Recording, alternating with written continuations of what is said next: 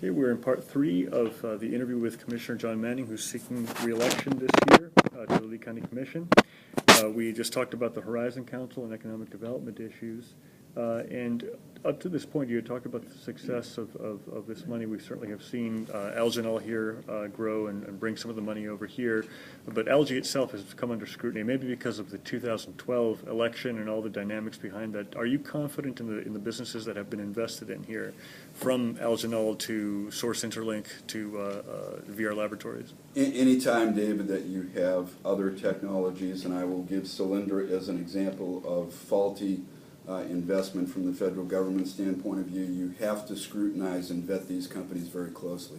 I'm a little bit nervous that alternative technologies and alternative fuel is the way to go. I'm very nervous about that. I hope they succeed. I want them to succeed. I want them to succeed here in Lee County.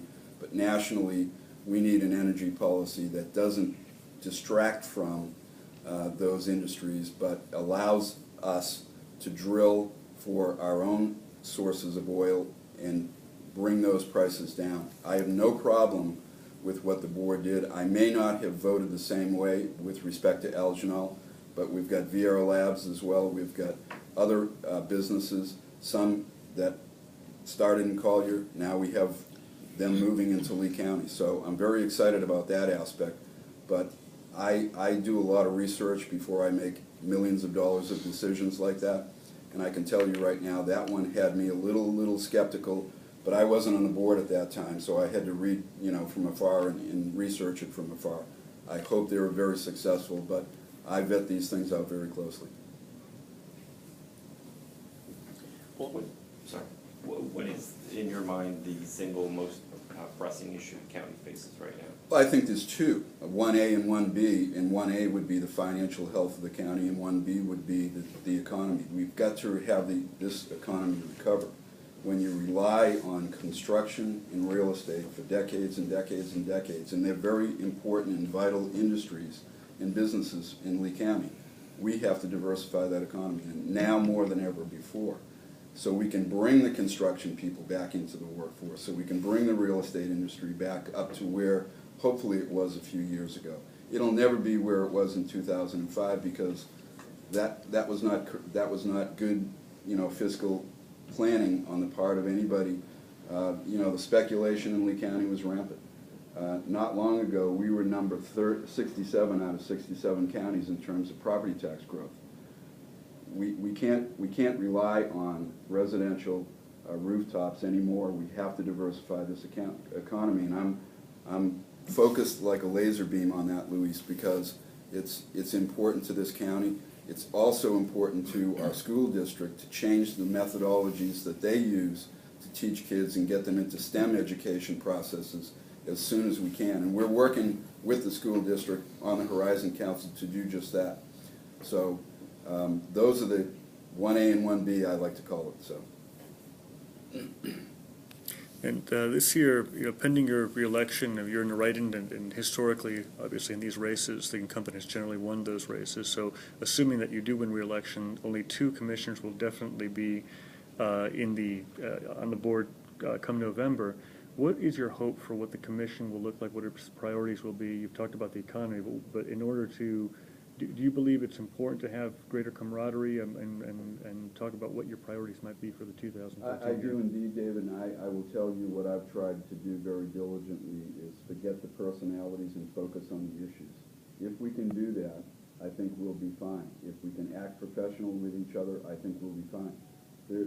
I can disagree with somebody on my board or on a committee or on a city council or in the Florida Association of Counties, and I can still respect that person for what they, the direction that they want to go in, even if it's opposite of mine. And I've lost votes before, 4-1, 3-2. If you remember, I made a motion to put a moratorium on impact fees. I didn't even get a second. So I knew I was in trouble then. So I just think that stability and moving forward, forgetting the personalities, and focusing on the issues will bring us back together. It's important to do that. Like Cole said, we're coming out of this economy. We're scratching and clawing our way out of it. This year, we're pretty much flat on property values, although it's about 0.9% reduction, which equates to about 1.7 million in reduced property taxes. We still feel that our finances are in good shape, but I think if we can work together for common goals on a countywide basis, no matter if it's Alva or the city of Cape Coral or wherever it is, I think we'll be done. And with the City of Palms Park, what are the best scenarios for that? Because obviously the Nationals coming in still, you still have many other, perhaps millions of dollars in cost if if those negotiations are successful. Another scenario is demolishing that site. Another scenario is bringing in, I know the swim center didn't work out, but bringing in some more other kind of venue. What would be your vision for that would be realistic and fiscally prudent? Well, if we can get a third baseball team in, I would be very happy. Although my son-in-law is a Washington Nats fan, and they just swept my Red Sox, that's a different story, but I get texts from them after every game. But right now, the Nationals are not in our priority list. We're dealing with the Minnesota Twins as far as upgrading their facility. Fortunately or unfortunately, David, when you have what's called the most favored nation clause in a contract, then you have to do for one what you do for the other one. And so we're negotiating right now with the Minnesota Twins as far as the upgrades to Hammond Stadium. I don't know what the outcome of the Nationals is going to be. I doubt very seriously that we'll be able to bring them in. I'm hoping that we can work with the city of Fort Myers, their CRA district, to map out some plans for City of Palms Park. Ideally, another team would be great, but if a team comes in and wants extraordinary things that we can't provide them financially, I don't think that's a prudent way to go. We have about 5 minutes left of this interview. Any other questions? Any other thoughts from regarding your legislative agenda for the county's legislative agenda for the 2013 session? Well, once we get through the budget sessions, the budget negotiations that are upcoming, we have a budget session on the 25th of this month.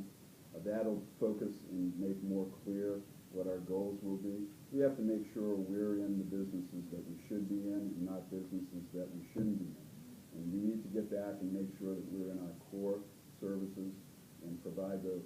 Health, safety, and welfare, David, is number one on my list as far as the economy and the fiscal health of the county. So those are my three issues right there, to continue to do those things. Watching out for unfunded mandates is always fun and games, and we still have to do that. And I'm hopeful that the legislature will understand us better as the newbies up there get more experience and understand local government better, but we'll have to see.